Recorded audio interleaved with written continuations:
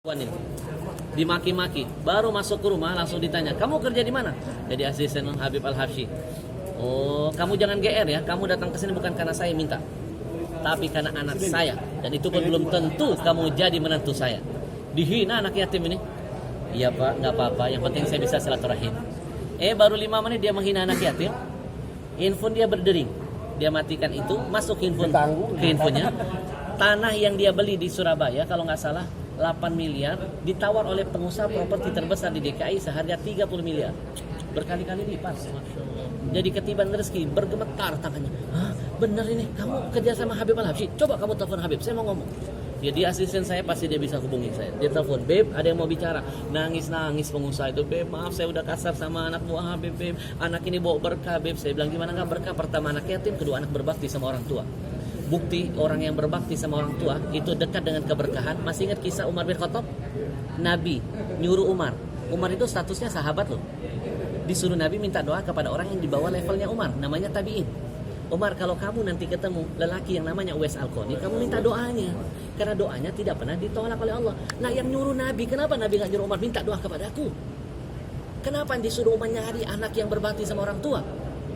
Umar itu sahabat, salah satu sahabat yang Allah takdirkan jasadnya bisa mendampingi jasad Nabi dimakamkan di Madinah. Gak sembarang loh, gak sembarang. Kurang mulia apa Umar? Setan lihat Umar aja takut. Gak kayak kita, setan lihat kita gendong. Bayangin, disuruh minta sama orang yang namanya Uwais Al-Qarni, padahal tabi'in, bukan sahabat. Dia gak pernah lihat Nabi kok, statusnya tabi'in. Kenapa? Karena dia berbakti sama orang tua, derajat yang mengalahkan semuanya. Bayangin, saya bilang yang kamu hina itu anak yang berbakti sama orang tua. Kamu tahu setiap bulan dia bagi gajinya untuk orang tua. Menangis tuh orang itu minta maaf sama saya. Ustaz, kalau begitu segera kita nikahkan. Kalau baru masuk saya udah kediban berkah, apalagi kita nikahkan. Jadi singkat cerita, 1 minggu berikutnya dinikahkan dulu. Saya datang ke sana, kaget dijemput pakai mobil Alphard masih plastikan. Saya bilang, Farhan, dari mana mobilnya? Dari hadiah mertua. Hebat kamu, saya aja belum punya. Sampai ke sana saya dikasih lihat sama mertuanya rumah harga 8 miliar. Ini rumah buat Farhan. Hebat kamu ya, saya aja rumah saya belum kelar. Dan terakhir dari mulut mertuanya, Farhan dikasih bisnis jadi direktur properti perumahan.